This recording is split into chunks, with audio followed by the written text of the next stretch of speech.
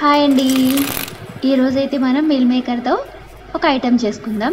అది స్నాక్ లాగా యూస్ చేసుకోవచ్చు, సైడ్ డిష్లా కూడా యూస్ చేసుకోవచ్చు.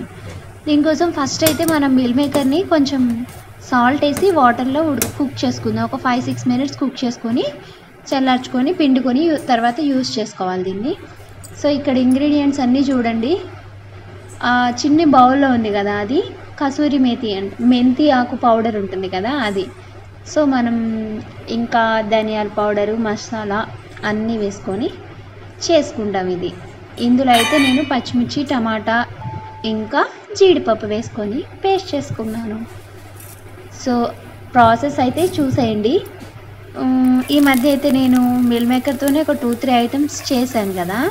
ఎందుకు మీల్ మేకర్ని ఎక్కువ తీసుకుంటున్నానంటే మనకి ప్రోటీన్ రీచ్ ఎక్కువ, అంటే మనకి హై ప్రోటీన్ ఎక్కువగా ఉండేవి మీల్ మేకర్, పల్లీలు, ఎగ్ ఇలా కదా. సో మీల్ మేకర్ని నేను ఎక్కువగా తీసుకుంటున్నాను. పల్లీలు కూడా మనం వాడుకోవాలి ఎక్కువగా. నానబెట్టిన పల్లీలు అయితే ఇంకా బెటర్గా మనకి ప్రోటీన్ మంచిగా అందుతుంది. అలాగే ఎగ్ కూడా. సో మీల్ మేకర్తో అయితే ఈ ఐటమ్స్ ఈ మధ్య ఎక్కువ చేస్తున్నాను. ఎందుకంటే డెలివరీ అయిన తర్వాత వెయిట్ గెయిన్ అవుతారు కదా, అది మనం తగ్గించుకోవాలంటే మనం హెల్తీ ఫుడ్ తీసుకుంటూ హెల్తీ వెయిట్ లాస్కి ట్రై చేయాలి. అంతేగాని ఒకేసారి వెయిట్ లాస్ అయిపోవాలి అని అనుకుంటే మాత్రం హెల్త్ ఇష్యూస్ వస్తాయి కదా. అందుకని మనం హెల్తీగా వెయిట్ లాస్ అవ్వాలి. అయితే నాకు కూడా మా చిన్ని బంగారు తల్లి వచ్చిన తర్వాత కొంచెం వెయిట్ గెయిన్ అయ్యాను నేను. ఇప్పుడు వెయిట్ లాస్ అవ్వడానికి చాలా ట్రై చేస్తున్నాను. దాంట్లో ఒక పార్టే ఈ ప్రోటీన్ రిచ్ ఫుడ్. అందుకే మీల్ మేకర్ మీద దండయాత్ర చేస్తున్నాను నేను.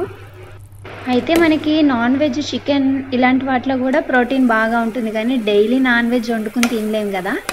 అందుకని ఇలా మీల్ మేకర్ని అంటే టిఫిన్స్లో కానీ, కర్రీస్లో కానీ, వేరే కర్రీలో కూడా అలా వాడుతూ నేను ఎక్కువగా యూస్ చేస్తున్నాను మీల్ మేకర్. నేనైతే ఒక 3 మంత్స్ కరెక్ట్గా టార్గెట్ పెట్టుకున్నాను, మంచిగా హెల్తీగా వెయిట్ లాస్ అవ్వాలని. ఒకటేసారి మాత్రం అవ్వకండి, ఎందుకంటే బేబీకి ఫీడింగ్ ఇవ్వాలి కదా, అది కూడా చూసుకోండి. మనం వెయిట్ గెయిన్ అయిపోయాము అని కంగారు పడిపోయి స్ట్రెస్ ఎక్కువ తీసుకొని అలా చేయకండి. అప్పుడు బేబీ కూడా అది ప్రాబ్లం అవుతుంది.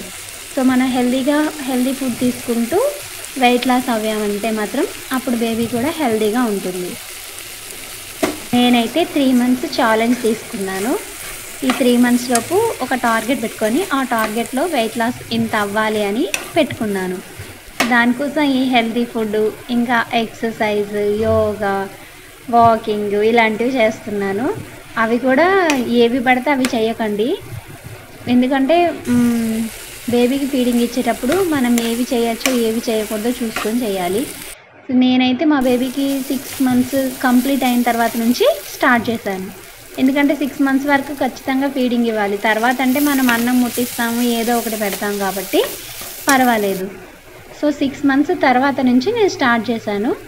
సో 3 మంత్స్ టార్గెట్ పెట్టుకున్నాను. ఇప్పటికైతే కొంచెం వెయిట్ లాస్ అయ్యాను, ఇంకా కొంచెం అవ్వాలి కాబట్టి ఇలా హెల్తీ ఫుడ్ తీసుకుంటూ నా ప్రయత్నం నేను చేస్తున్నాను. రిజల్ట్ నేను మీకైతే చెప్తాను. అప్పటి వరకు అయితే ఈ మీల్ మేకర్ కర్రీతో ఎంజాయ్ చేయండి. ఇంగ్రీడియంట్స్ అయితే అన్నీ మీకు అర్థమయ్యే ఉంటాయి కదా. సో హ్యాపీగా హెల్తీగా వెయిట్ లాస్ అవ్వండి.